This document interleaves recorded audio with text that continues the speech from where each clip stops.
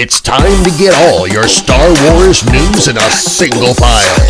From Fantatrax TV, this is Good Morning Tatooine!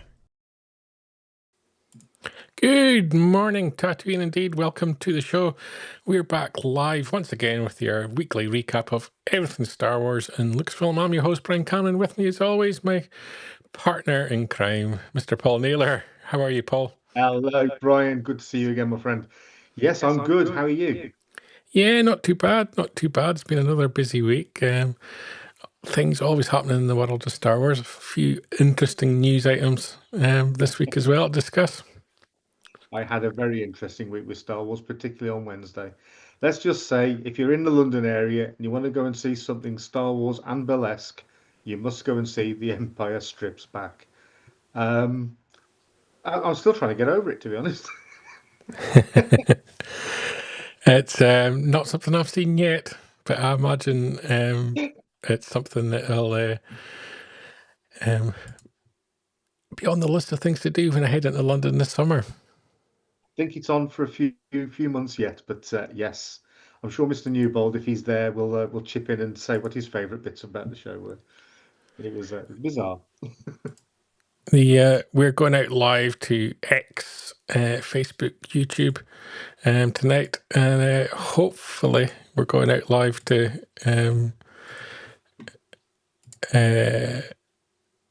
Instagram, but I don't think it's working. I'll help you.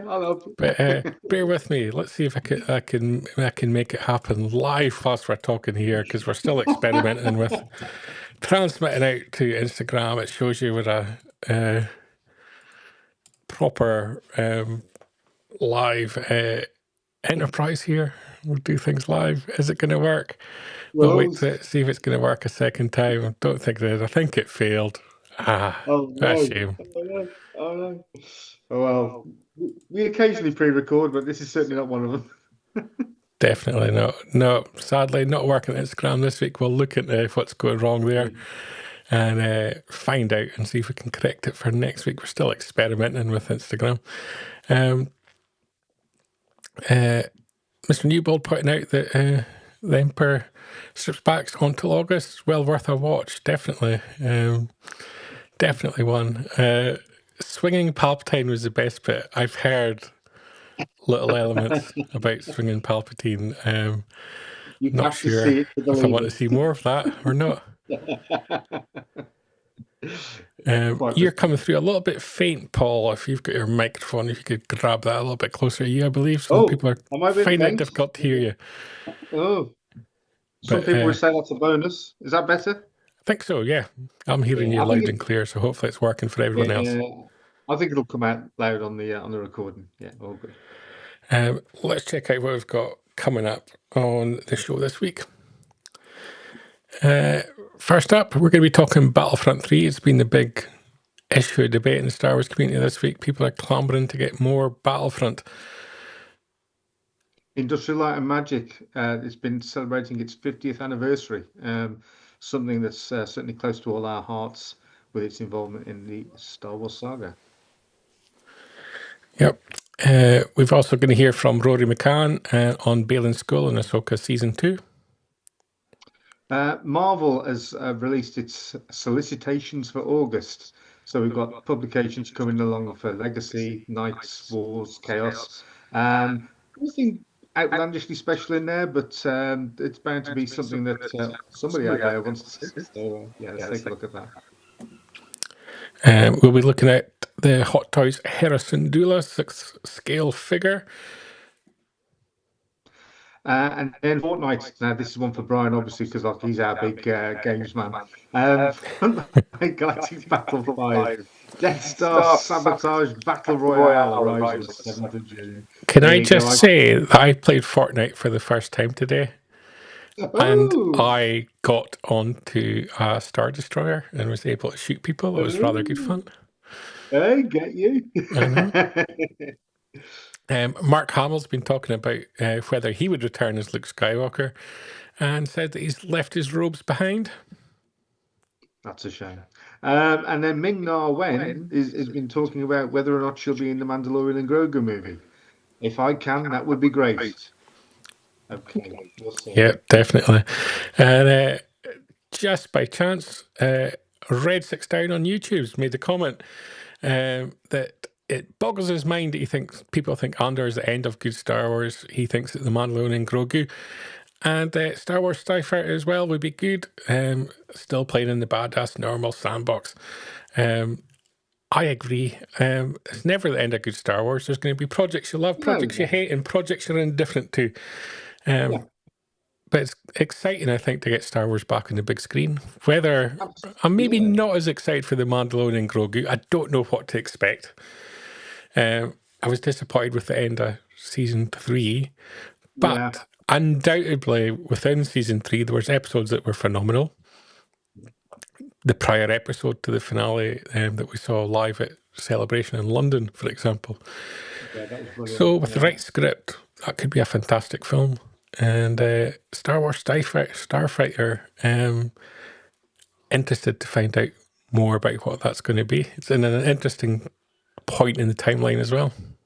Yeah, I'm similar to you. I'm wary, shall we say, about the Mandalorian and Grogu one. I'm hoping it's going to be big. That clip inside the AT-AT walk-up that they showed at Celebration, that's incredible. That looks absolutely amazing. Apparently, that was a one-time recording. They just recorded it once, and that was it. But that's amazing. But Starfighter, yeah, I think of the two, that'll be the one that I'm looking forward to. Yep, Mark agrees. It's always been a mixed bag, nothing will change. I actually, just before coming on the show, read someone's thoughts on the prequels, and they really tore into it. And it was all to do with the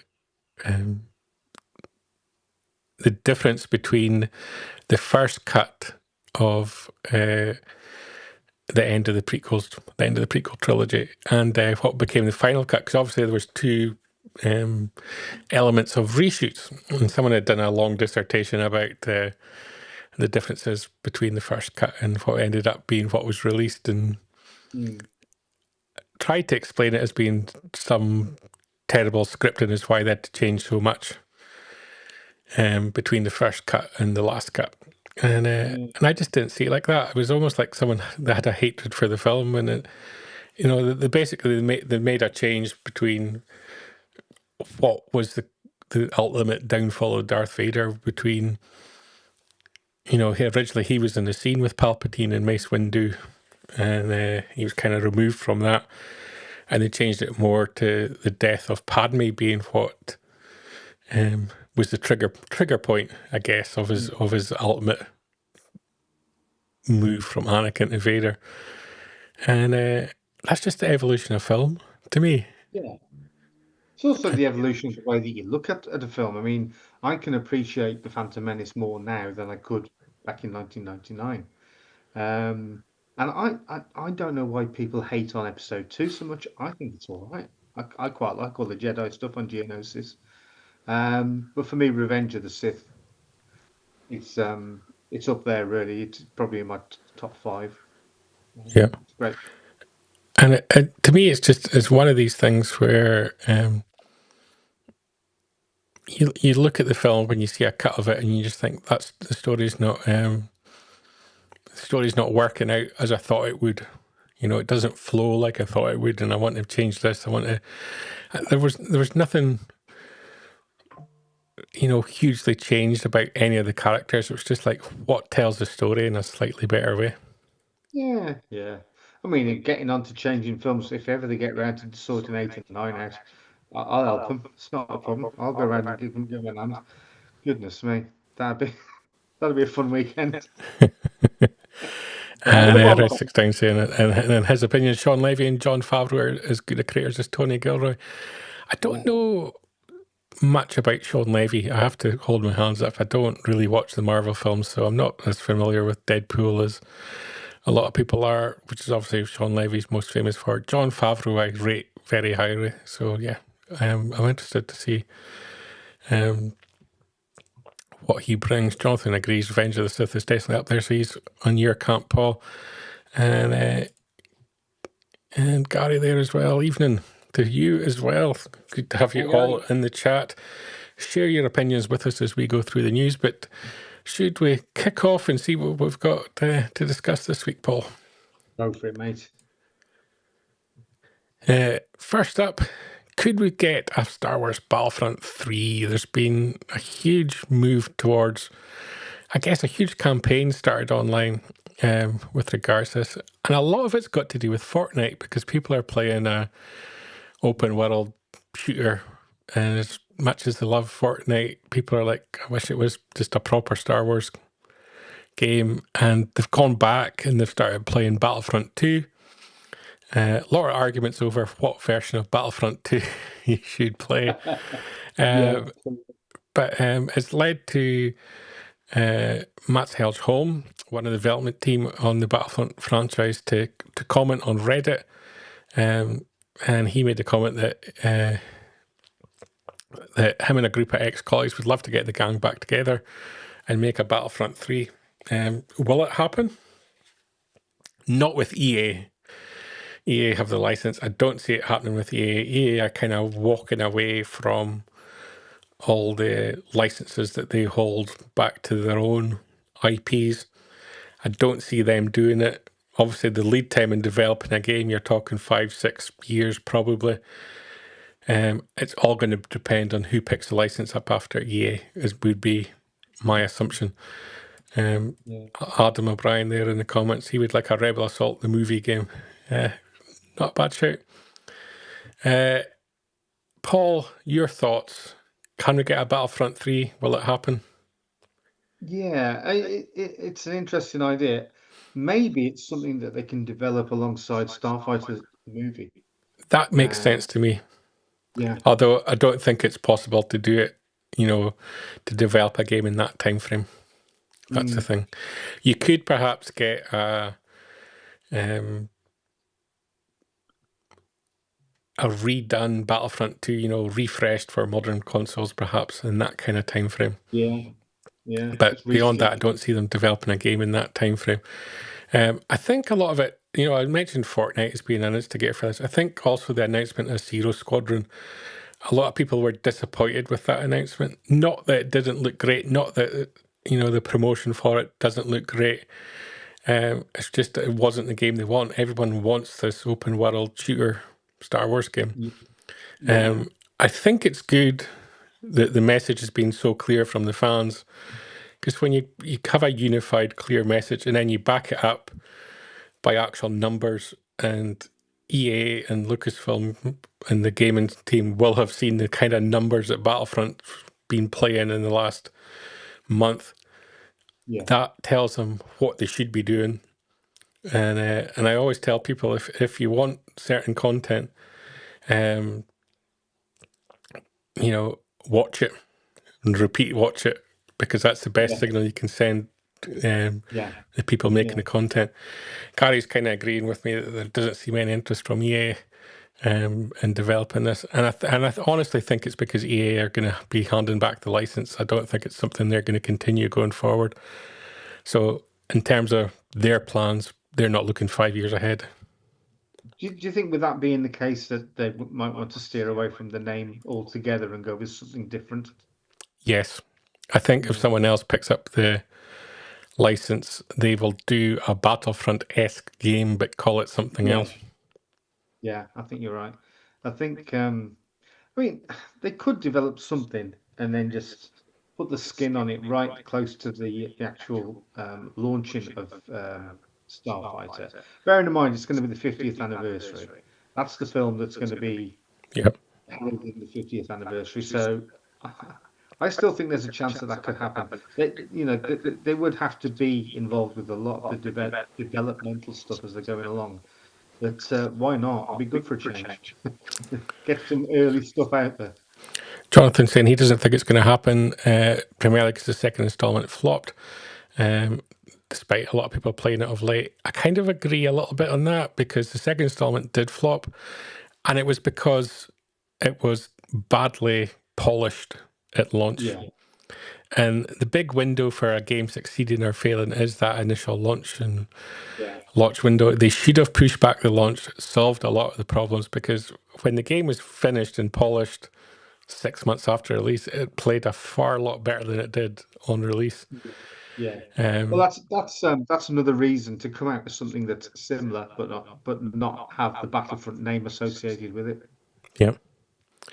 But yeah, it's going to be interesting. The next, big GTA 6 game's going to come out in the time window of the release of Mandalorian and Grogu, and I keep saying it and people don't believe me. That is going to impact significantly on the box office of Mandalorian and Grogu, because people are going to be tied to their gaming chair playing GTA 6 and not leaving to go and see a film, or if they do, watch it once and maybe not watch it on repeat, which affects the box office. And also, there's a significant cost as well with GTA. It's not cheap. It's not cheap to game anymore. I looked at some of the prices that some of the content on Fortnite costs, and I was shocked. Yeah, that is a cash-making enterprise, that's for sure. If ILM made video games, they'd be the best video games in the world. Sadly, they don't. Sadly, they don't do beer either. But they do movies and TV, and we should be grateful for that, because on the 28th of May, it was 50 years since the birth of ILM, and ILM is probably the bigger thing than Star Wars out of what George Lucas created. And it's probably not said enough. ILM has completely changed the game when it comes to filmmaking, undeniably. And it is probably George Lucas's greatest success. And that's probably something that's not necessarily connected with him enough. I agree. I mean, at the same time as creating the fantastic galaxy that we all know and love, this came out of necessity, and it was. I mean, it's very well documented how shambolic the first few sort of projects were by ILM for Star Wars. They were dragging their heels. It was taking them ages to get anything that was usable. But from that tiny sort of seedling, ILM has grown into being the go-to pre-production team for any film. I think one of their biggest milestones was probably Jurassic Park. That was seen as being like the second wave, if you like, of their development in film. Without ILM, we'd still be living in the era of Ray Harryhausen, God bless him. Should we have a little look? Should we have a little look at what ILM has done in the past 50 years? Yeah.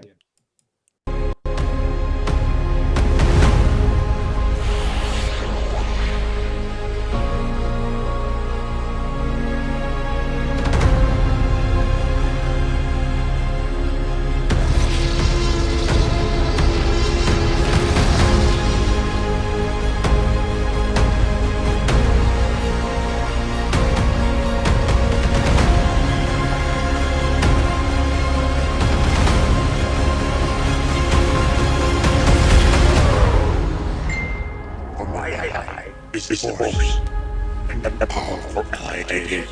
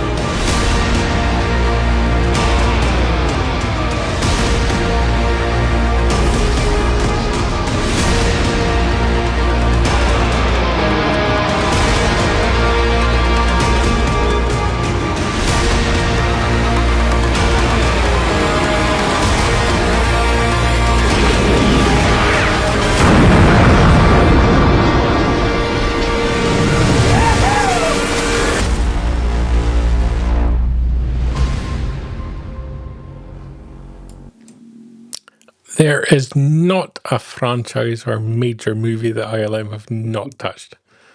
Not a bad CV, is it? Yeah, it's crazy. An incredible video recap of the history of ILM, and hats off to everyone who's tread the path of the halls of ILM, I think, over the past 50 years, and congratulations to them for some amazing achievements in entertainment. Yeah, the world would be in a very different place without them. Definitely.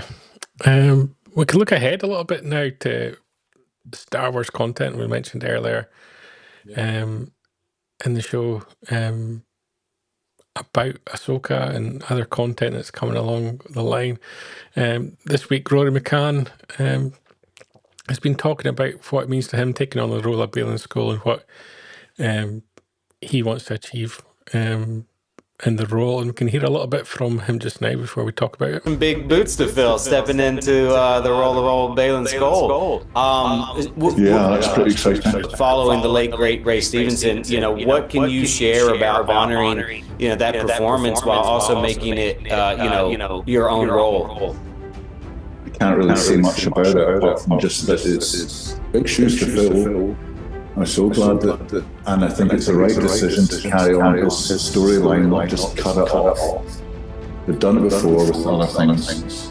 I hope the fans embrace it, and I'll do my best. I'm just starting now, so I'm just trying to be in the right zone for doing it. It's pretty bloody exciting. I remember being a kid with my dad. Going to the first one, probably in the late 70s, and now I'm training with a lightsaber at night. Really? Yeah, interesting comment there as well from him. Obviously, he's very excited to be part of it, but I think he acknowledges as well it's going to need the fans to accept and embrace it, and some people just won't. That's the nature of these things. But because it's going to be very easy to say it's not the same without it not being Ray Stevenson. And I like the way that he's talking about he's going to make the character his own. He's not going to try and play Ray Stevenson. He's going to try and play Balin Skull. Yeah. I mean, he's got the right attitude, and he's been in enough sort of fantasy genre films and TV shows to know what he's doing. He's earned his stripes, shall we say. So, I think he'll be good. It will be difficult. You're naturally going to crunch up comparisons as soon as you see him on the screen. But, I mean, in a way, that's what we just had with Andor as well, with the recasting of Bail Organa. I think it'll be fine. Yeah, I think you're right, Jack. I think everybody will be okay with it. Also coming up on the horizon, we've got a whole new batch of Star Wars comics. Not exciting me at the moment in Star Wars comics, to be honest, but we've got some interesting stuff coming up. From Charles Soule, the legacy of Vader continues, and maybe out of all the comics out there, has been the most interesting because it's not been as afraid to do unexpected little twists and little things. And so, Legacy of Vader coming in August. And we've got a continuation of Jedi Knights as well, from Mark Guggenheim. Star Wars 4, the new ongoing from Alex Segura, is continuing with Leo Organa at the forefront of the action there. And Dr. Aphra, Chaos Agent, continues with Cheris Chen as the writer, continuing the story of Dr. Aphra. So I don't know what it is about the comics at the moment. It's just not exciting me, Paul. No. I think you've kind of changed your viewing of collecting comics anyway, so that's probably part of it. But of all of those, the one that's on the screen at the moment, Dr. Aphra and Han Solo, that's the one that's intriguing me the most. Yeah. I haven't dipped into Chaos Agent yet. Obviously, after the Dr. Aphra series is now taken on by a new writer. So, I'll maybe have to check that one out. Be careful, you'll jump back in. Yeah, and as Mr. Newbold says, comics are fun at the moment. Doesn't feel like it's quite hitting all cylinders yet. Looking forward to Afra. On the toy front, from Sideshow, Hot Toys, Hera Syndulla arrives in the 6-scale figure series, retailing for £202 and 4 pence.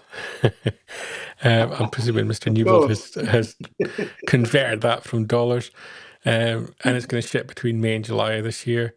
And you can obviously team it up with some of the other 6-scale figures that are already out there.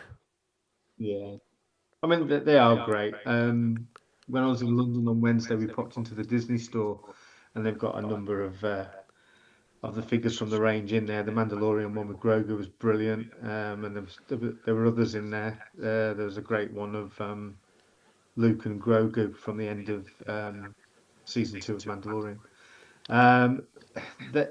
They are the definitive version. If you've got deep pockets, then these are the ones to collect.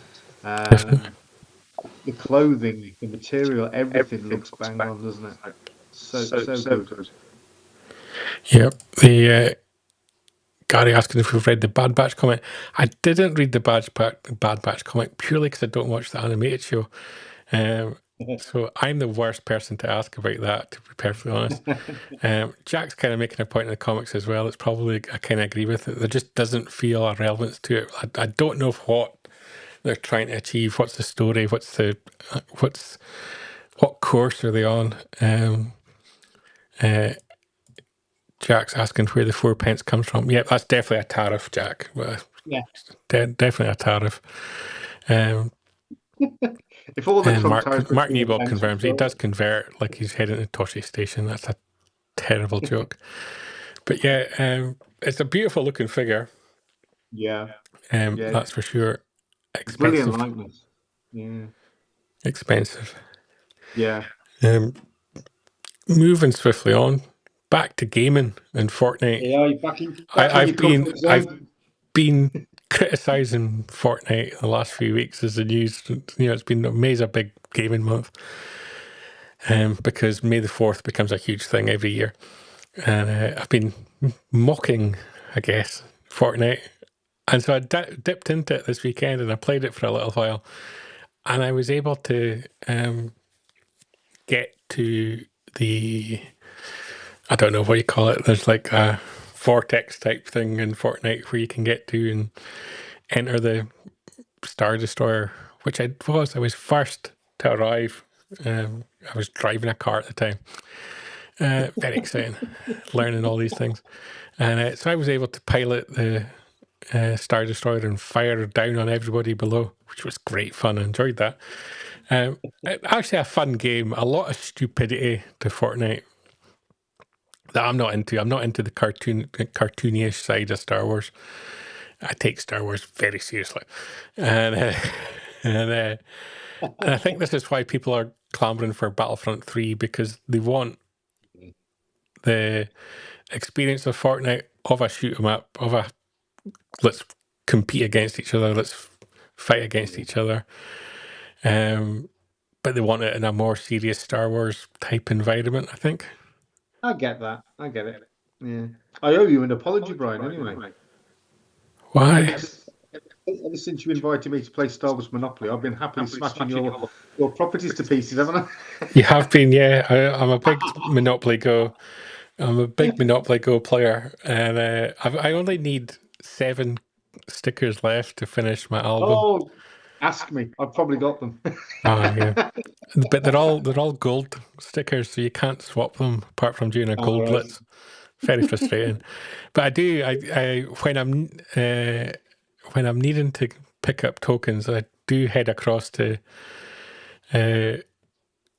your Monopoly Go, Paul, and smash up some of your landmarks, because I know that you don't play it that often, so it's really good, because I know there's a good chance you don't have shields to protect your landmarks, so I can get the coins. In ruins. Yeah, I'm in ruins. I look like Gorman at the moment, but I teamed up with Darth Elvis this past week on the event, and absolutely smashed it together. We did very well. So yeah, big Monopoly Go, obsessed with Monopoly Go. So I do enjoy that. So yeah, I'm getting a little bit back into Star Wars gaming. I need to find the time in my schedule. Yeah, definitely. But I played Fortnite for an hour to get what is the actual game, and we can play a little bit of what to expect in this upcoming Death Star Sabotage.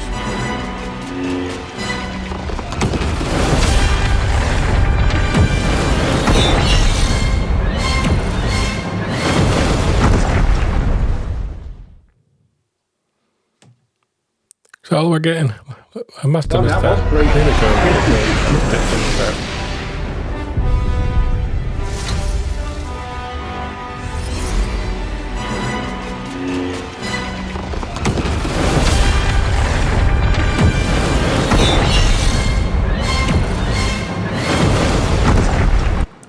Just an absolute rubbish video. I thought there was more to it than that.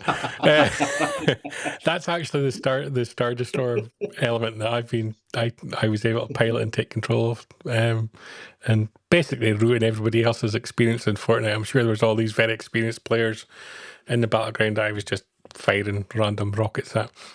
It looks fun. It looks good fun. But yeah, the whole Star Wars Fortnite thing ends on the 7th of June, and it's going to end with a big live galactic battle, I believe it's called. And you can board and sabotage the Death Star, which obviously I won't be doing. I'll be stopping people from committing such heinous crimes. And I haven't had a chance to go and meet AI Darth Vader, and I don't think I want to, because I think I'll just be offended by that.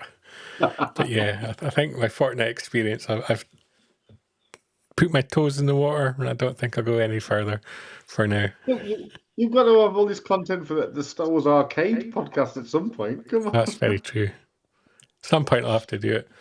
But I'm a little bit like Mark Hamill. At the moment, I've left my robes behind.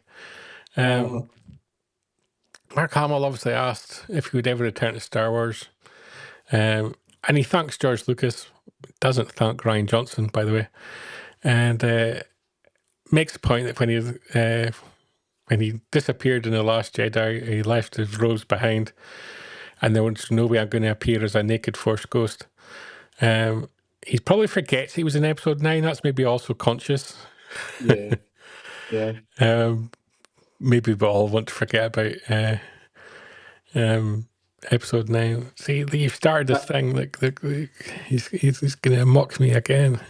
We talk often about Fantha Arcade, but it's like the showies when you were young. You know, it's like it comes round once a year. You just have to wait, and it'll randomly appear at some point. It's one of those things that from each other that you thought you remembered, but it never actually existed. That's true. When it starts, you'll be able to win a goldfish. I think this whole article is a bit of a non-story in a little way, because he's got no ambition to return as Luke Skywalker. He feels done. Who wouldn't, after being in The Last Jedi and experiencing that, and then having to do 9 as well? He was treated terribly in that trilogy, I felt. But he came back and he sort of did The Mandalorian a little bit. Yeah. I think if you gave him the right project at the right time, he would probably come back and do it. But he's not going to walk in blind like he did to the sequel trilogy. He's going to be very clear as to what his storyline would be and what his contribution would be. I think that there needs to be some sort of redemption for Luke Skywalker, doesn't there? I mean, the Mandalorian stuff was great, but that was for all this. So there needs to be something where perhaps the Force ghost of Luke Skywalker saves the day big time. Maybe in the Rey film, if he came back as a Force ghost and killed Rey, that would be great. Yeah, that would be perfectly good. Also, talking about making a return to Star Wars, possibly the best answer ever given to are you going to be in The Mandalorian and Grogu next year, when she says, well, I mean, I'm not in it, but if I can be, that would be great. Possibly the greatest answer ever. Again, a character and an actress who wouldn't turn her nose up at the opportunity to do something that interests her. But yeah, she's not going to be in The Mandalorian and Grogu. Let's let's be honest. If you haven't filmed it, you're not going to be in it. I wouldn't rule it out. Maybe they have filmed it. Maybe they just try to keep it quiet. I don't know. Yeah, no, I don't know. She won't be in it. That boat has sailed, I think, a little bit. I don't think we'll see Boba Fett back either. I think it's going to have moved on significantly. I think from those characters, I think they're stuck with the Power Rangers on Tatooine forever. No. Can anybody explain to me the price of water on Tatooine being sold by Milton from Office Space?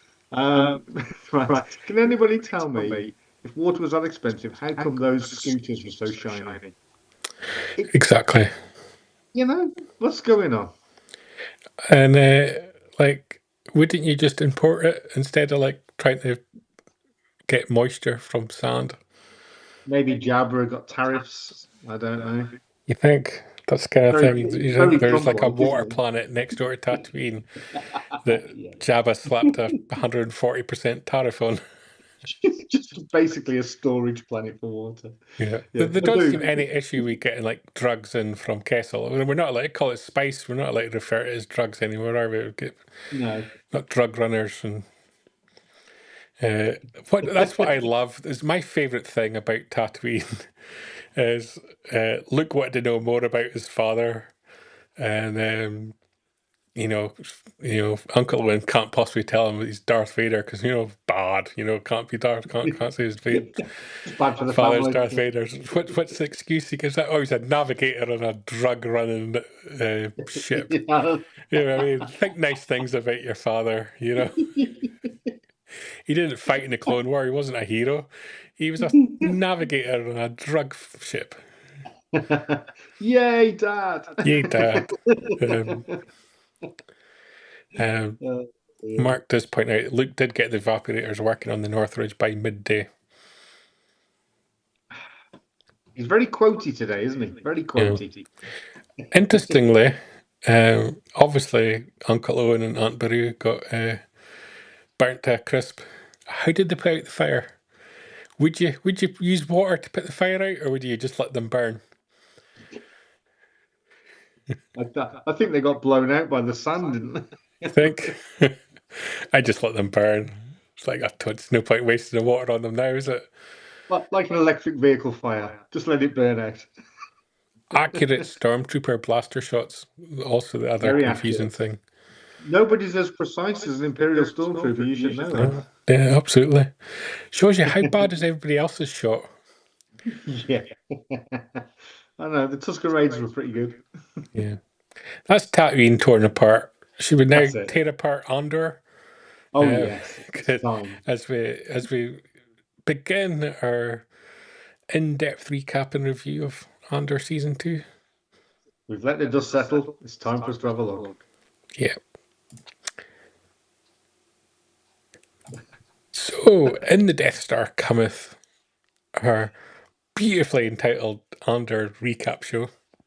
I couldn't think of a greater name. We'll begin our recap of Season 2, Episode 1, Paul, entitled 1 Year Later. Feels such a long time ago now, doesn't it? It feels like a long time ago. What were your hopes heading into Season 2? Well, I knew that there was going to be some sort of a time jump, and we've got parameters that we can work within. There's certain things that didn't happen throughout the whole of Season 2 that I would have liked to have happened. I would have liked to see more people from Narkina 5, obviously Andy Serkis' character I'd have liked to see again. But again, they're right to do the way they've done it, less fan service and more plot driven. There's loads of characters I was expecting to turn up that didn't. And did it suffer for it? Not really. Not really. It's still a fantastic show. Best live action Star Wars we've had in absolute ages. Probably since Rogue One or so, depending on your on the ones that you like. That's true. But yeah, it does go to show that if you don't rely too much on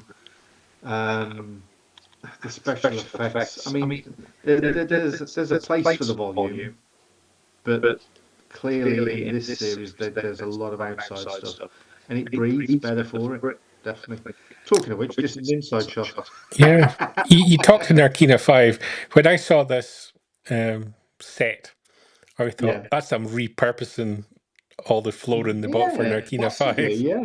Yes. Yeah, I'd not picked up on that, but yeah, you're right. But this speaks of being a physical set, doesn't it? I don't think this is the volume. Yes, I believe I saw behind the scenes where it was a physical set, this one. Yeah. Yeah. So definitely reused all the flooring from Narkina 5 here. But she's confidently walking Turn it across on. it. Turn it And on.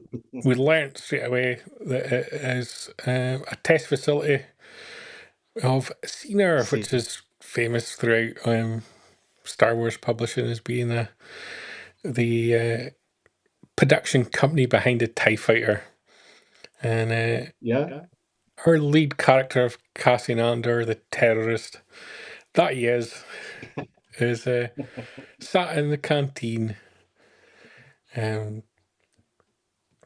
staring out on the planet, and the lady that we just saw testing the ship, she comes in, and she's also one of these horrible terrorists that call themselves rebels, and they are hatching a plot basically, to steal one of the fighters, and but she's kind of losing her confidence a little bit, and he kind of gives her a little bit of a pep talk. Yeah. Yeah. I mean, this is obviously something that he's been trained for some time. It slightly goes awry when he gets on board the TIE fighter because the controls aren't what he was expecting. No, But yeah, you can feel the tension, can't you? yeah. Her friend turns up, and they make up a little story about how he's new, and she's basically throwing herself at him because Yeah. that's what you do when a new test pilot comes in, and and that allows him to, as you say, get his way towards the spacecraft. He does shoot a droid en route, so he's not all bad. I need to approve of that. Yeah, we did approve of that element. But as you say, he boards, and it's nothing like what he expected because it is an experimental TIE fighter. And he hasn't got a clue how to pilot and crashes it, basically. Yeah. Very, very Independence Day, that bit, wasn't it? Yeah. Controls doesn't work. That I love that shot there. Yeah, that's beautiful. And he manages to escape, blast his way out. Yeah. And I actually thought when I saw this that he had his tongue out. But it's not. It's just his goatee. So he's not got his tongue out doing like a weird face. So I included that just because it made me smile. But he makes his escape from the other TIE fighters, and he kind of leaves the planet, and quite happily, TIE fighter in tow. And that's kind of how we launch the beginning of the new series. So it's a very abstract storyline that doesn't really involve anything before, other than, as you say, point out that he's now deep into the rebellion and heading off and doing these weird and wonderful missions for them. It's almost like the start of, say, a James Bond film or an Indiana Jones film, where you get that little sub story just to break you back in, and then you've got the main story coming after it. Yeah. We also found out where the rest of the dirty rebels are. The Fenix escapees, so I'll refer to them from now on, I think. And they're working as engineers, fixing crop machinery. And for a moment, I thought we were getting the return of a legend in Dr. Gorst, a highly respected medical physician. But no, it was merely Bix dreaming about him. Can we say dreaming about him, fantasizing about Dr. Gorst? Fantasizing about being tortured. Clearly obsessed with him. And she wakes up from her so-called nightmare to be met by the face of Brasso, which I don't know if that's a good thing or not. Come on, Brasso, what a top character. Yeah. Yeah, he gets treated like a top character. We'll speak about that in future episodes. But yeah, they're basically... Bix isn't good in a good place mentally is basically where we learn from this storyline. We're a year later and she's still Traumatized. Just because she was made to listen to young children cry. That's all he made her do. Remember? Didn't do anything nasty to her. Just the cries of little alien children. So we learn that's where they're at. They're trying to live the quiet life, allegedly. But things aren't necessarily good for them. No. Elsewhere on Chandrila, Mon Mothma's daughter's getting ready for her wedding. Yeah. But she's got issues with her childhood friend, who's putting pressure on her. He's not happy that he's losing money off the back of having supported her and her rebellion, basically. And everybody else is being, how would you say, compensated, but he's not. It's only money, it's fine. Yeah. Mr. Newbell pointing out we should hear those children cry when Good Morning finishes every week. That's how we should end the show every week. Sadly, we don't have a recording of it, or I would play it every week. No. I like our sign off. Our sign off was stolen this week in Doctor Who. Did you notice? It wasn't as popular in the Doctor Who fandom as it is on our show. That's for sure. We took it from the two Ronnies. I don't think we'll take too much of it. The two Ronnies. Oh, terrible. Just what have they done to that show? They've destroyed Doctor Who.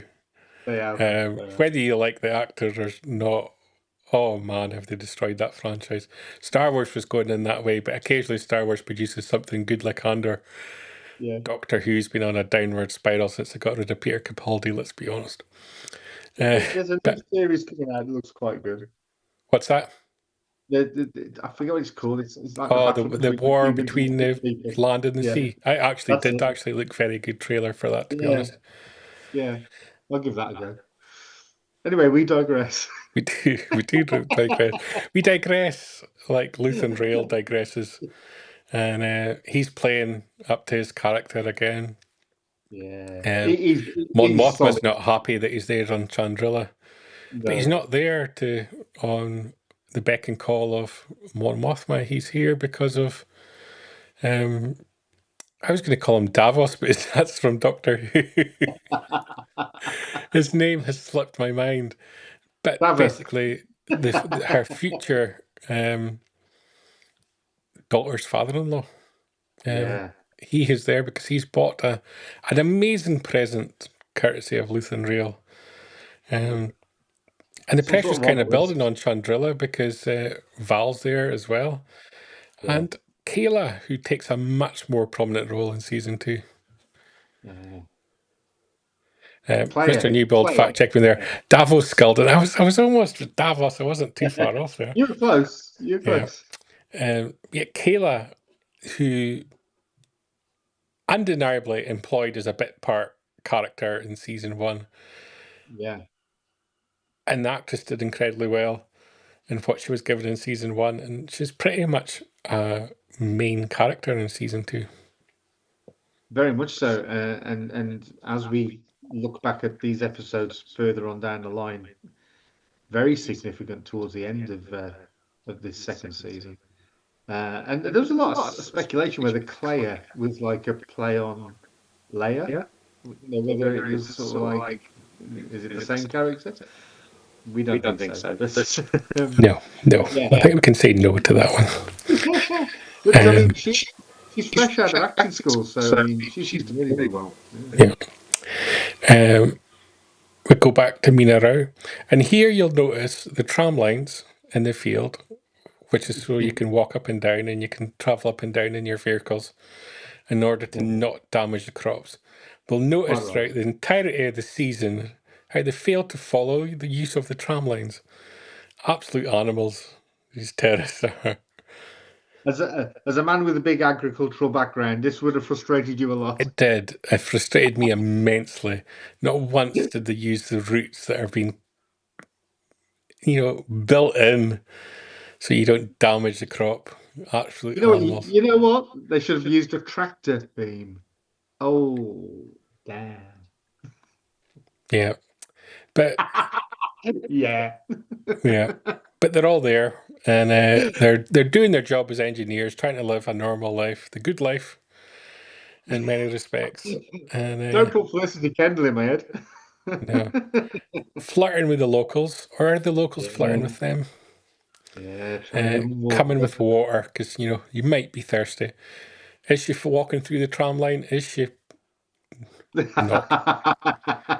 Anyway, so clearly she's not a local because she would know better, or at least she should know better. But thankfully, order's going to be restored because the Imperials that's are good. arriving to That's good news conduct for an everyone. audit to find out what's going on. This is that's basically coming to check visas because it doesn't matter what country you're in the world at the moment. Everybody's obsessed with who has a visa and a right to be there. And these engineers don't have a visa to be there. Now, that seems stupid plot point to me because if you're in agricultural world and you need engineers to repair your equipment, getting a visa for the engineer would be simple. So, they deserve everything that's coming to them is what I'm saying. What form should they be filling in, Brian? What's that? What sort of form should they be filling in? Well, no, I would say a yellow one, the yellow form. But yeah, this links back a little bit to Cyril because obviously he's basically works in weights and measures, and the Imperials they're also they're doing audits as to what crops are being grown and what's being produced and all these kind of democratic functions that effective governance needs. Putting their money where it needs spent, ensuring that everything's being done efficiently and in order, and that's what you want from a nice democratic government. I'm saying nothing. Lack of democracy happens, when people steal equipment, like Cassian Andor here, who's stolen an experimental TIE fighter, probably causing production to go back years. Do you think it was an electric vehicle as well? Yeah. So he's landed on a mystery planet, and he's held at gunpoint by the locals. He tries to explain who he is, but they're not having any of it. Very unfriendly people, Paul. Well, they don't recognise him as a rebel. They think he's Imperial, and that sort of scum needs to be attacked. Oh, sorry, no, that's not the line that we take. Oh, that's not the line we follow here. If you're going to arrive at a rebel base, you probably take off the Imperial outfit that you've been wearing. Yeah, it was a bit of a stupid move, that one. You know what I mean? Maybe transmit a signal before you land, explaining. Yeah. By the way, people, I'm going to be landing in an Imperial craft. Don't shoot. Yeah. Not rocket science. No. Thankfully, there is more order to the galaxy and more professionalism about the way that things are done.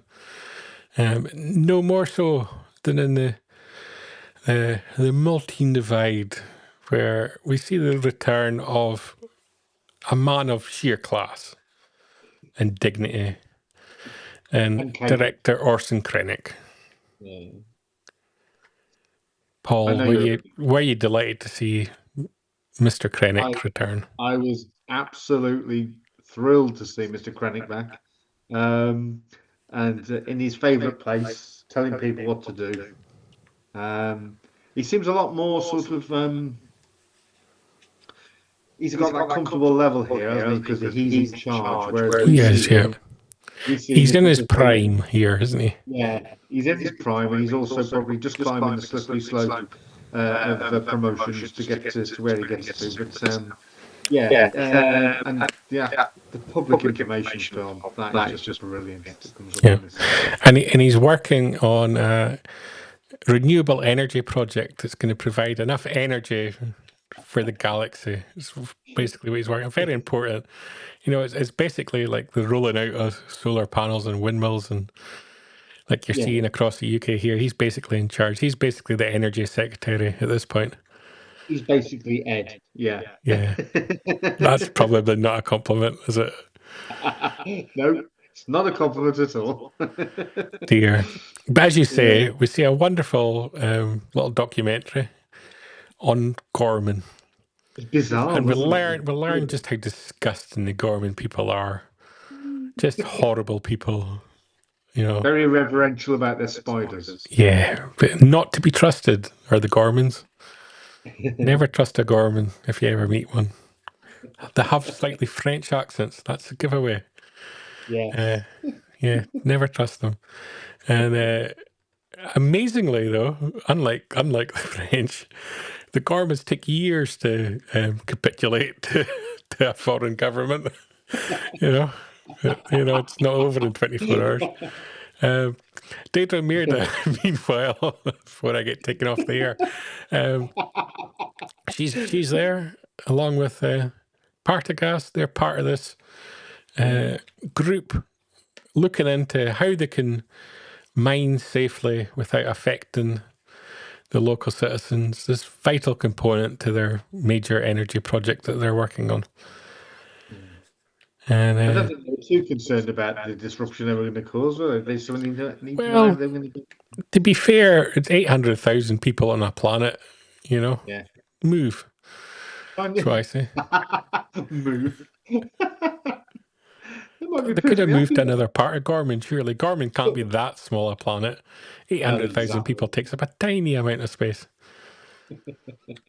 Anyway, back on Mystery Jungle Planet, weird, horrible, nasty people have Cassian Andor at gunpoint, interrogating him, trying to find out who he is and why has he got a TIE fighter helmet if you're not a TIE fighter pilot.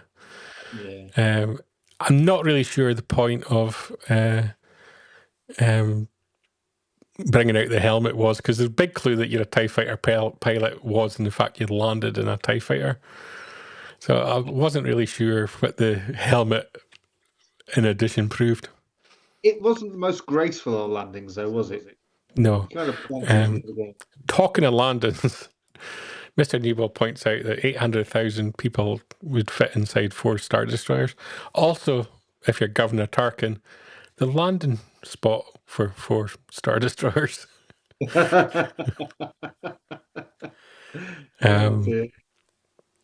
As we learn more about how horrid the Gorman people are, how inconvenient they are, and as well, because they're holding up this renewable energy project that's, part of Chancellor Palpatine's big, beautiful bill that he's trying to get through the Senate. It's just not happening. So they're trying to find a way, how can we get this project moving forward? So they discuss, well, what we really need to do is displace the Gorman people so that we can mine this calcite that we need. And it's basically placed in the hands of Partagast and Deidre Mirdo to come up with a solution.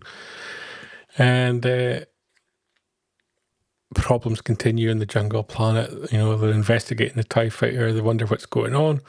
All this is kind of going hand in hand as the problem of Gorman is discussed and what they're going to do about it. Cassian seems unable to communicate the fact that he's supposedly on the same side as these people. They're all rebels. This is supposed to be a rebel base. And it's kind of revealed that there's been an operation on Gorman ongoing for some time for people to find out what the Gormans are truly like. Horrible people with their creepy little spiders. Spider-loving youth. Yeah. By these very experienced PR consultants that Director Krennic has brought in. He's a happy guy. Look at his little smile there. And but not all the information is being shared. And this kind of you pointed to sort of levels and governance and the Empire, and this is where Partagast finds out that, you know, despite what they're getting told, things have already moved quite forward in Gorman, that they're already building a military base on the planet already, before they begin this ISB project. And also that a nice cup of tea can solve anything. Yeah. What makes me wonder is, why does Partagast have a larger cup? Well, the guy on the left's gone for like an espresso, so he's just got a shot in there. Yeah. Partagast, he's probably got a luxury hot chocolate with marshmallows and cream. These are the important things that need discussed.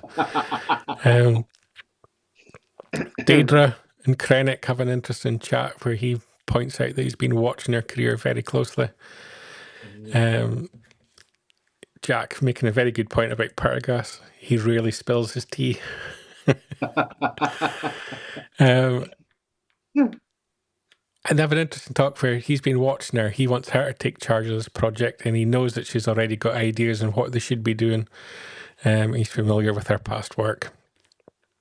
But she's not too keen on this project. It's not one that's for her. She's still obsessed with tracking down Luthien Rail, undoubtedly. And that's where she wants her focus to be. Yeah. Back on their crop planet, they've made why would they do this, right? If you're farmers, why would you grow a crop, then trample it to build somewhere to have your coffee hut, basically, your tea break? Yeah, you wouldn't have planted a crop, then to go and crush it just so you can put out a table and chairs and have a droid roll about. What kind of farmers are these? That's just wasted money. Amateurs. Shocking.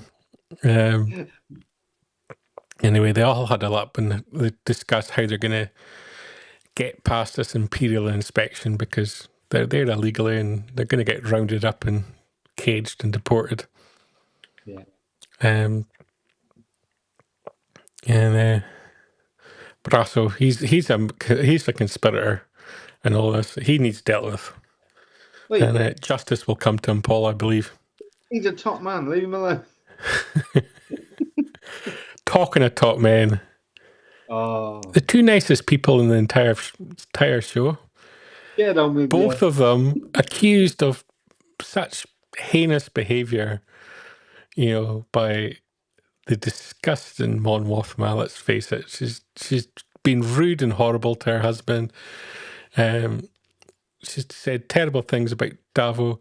Not once during the entire season will they do anything wrong. Not once. Stand up, guys, these two. No, they're a couple of sleazeballs, Brian. I think you're missing the point. No, what did they do wrong? Not one thing.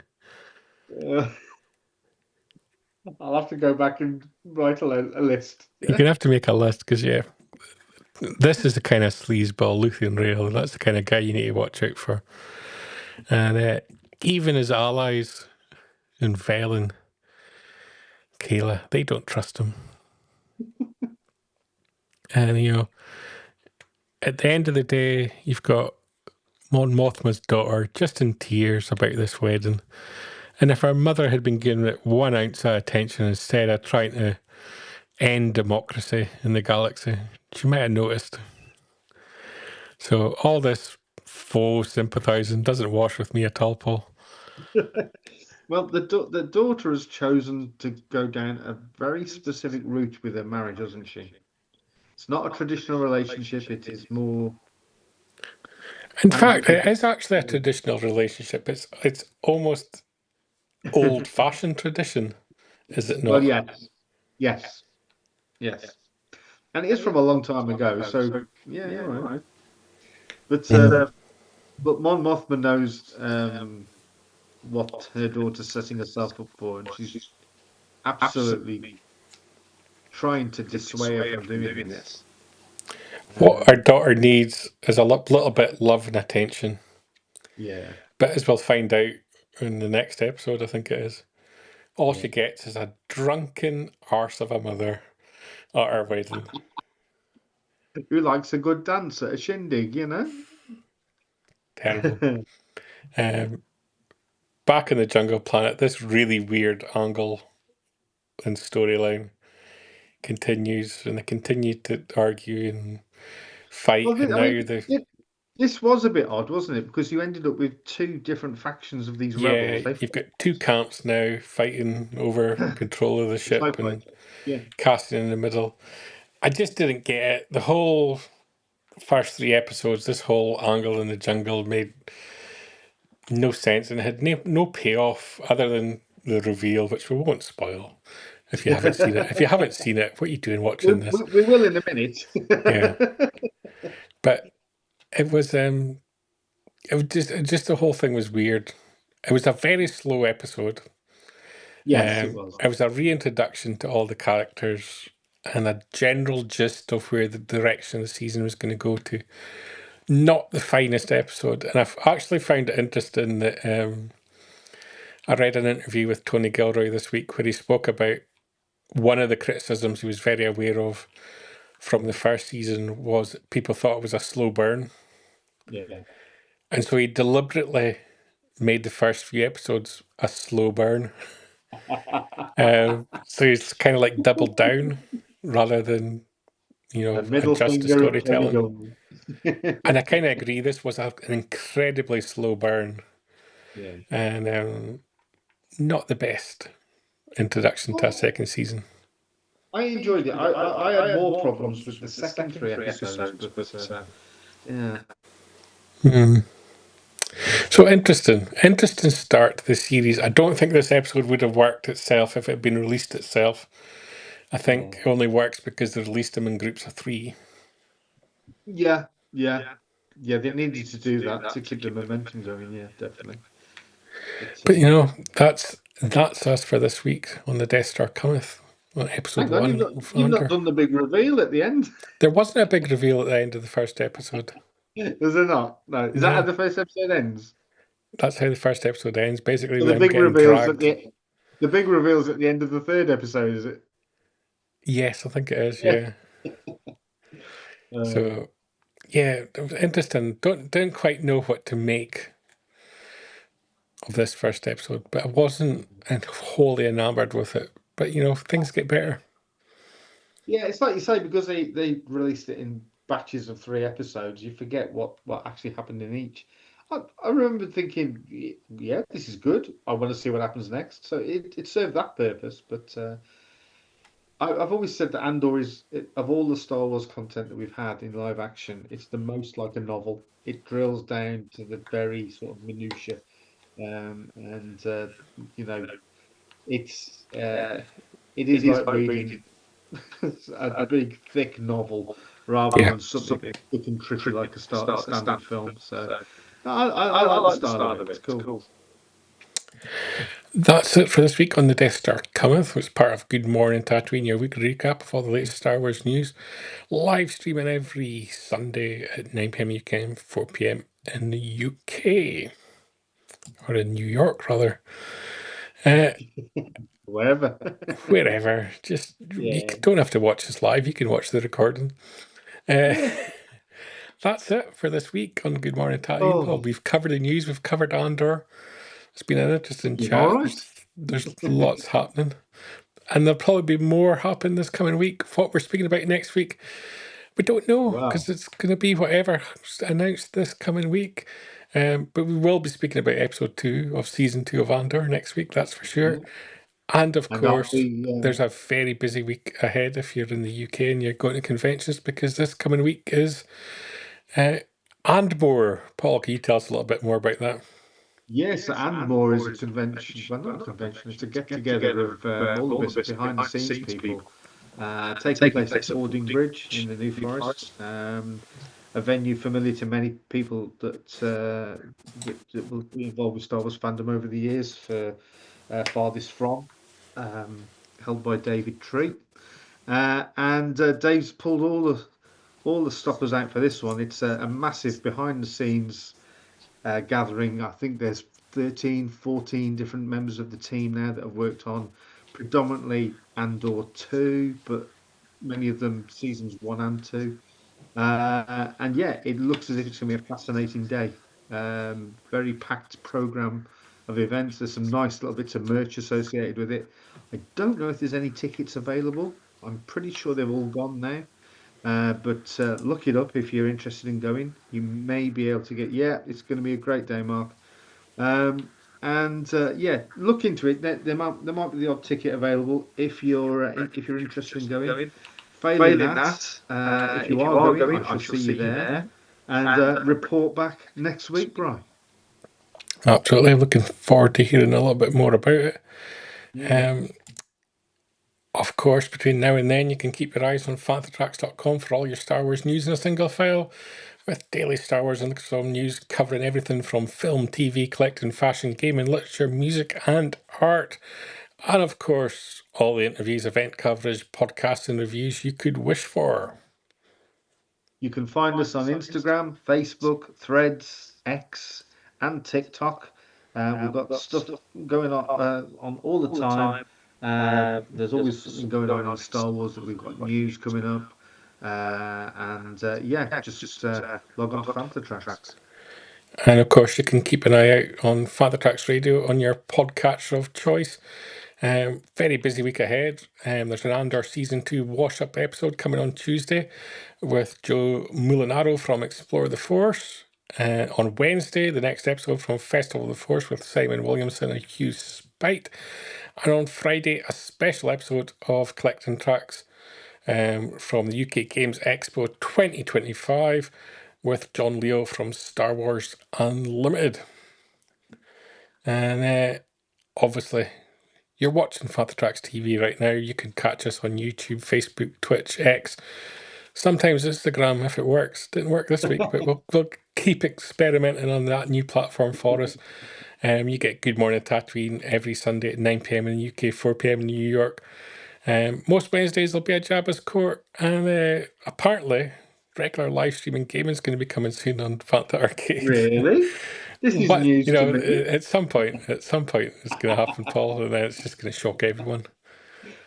The joke will end, and what we're going to talk about. So much content. So much content. That's us, though, for Good Morning Tatooine for this week. Great having you on the show, as always, Paul, talking everything Star Wars. So it's a good night from me. And it's an incredibly good night from him. Good night. Good night, everyone. And I can't find a button to end it. Where's the button to end the show? Oh, no, it's gone. I'll solve them. Keep up to date with the latest Star Wars news each and every day on fantatracks.com. You can also find us on Twitter, Facebook, Instagram, TikTok, Tumblr, and Pinterest at Fantatracks. And be sure to like, comment, subscribe, and follow Fantatracks TV to be alerted to new content and to be a part of our live shows.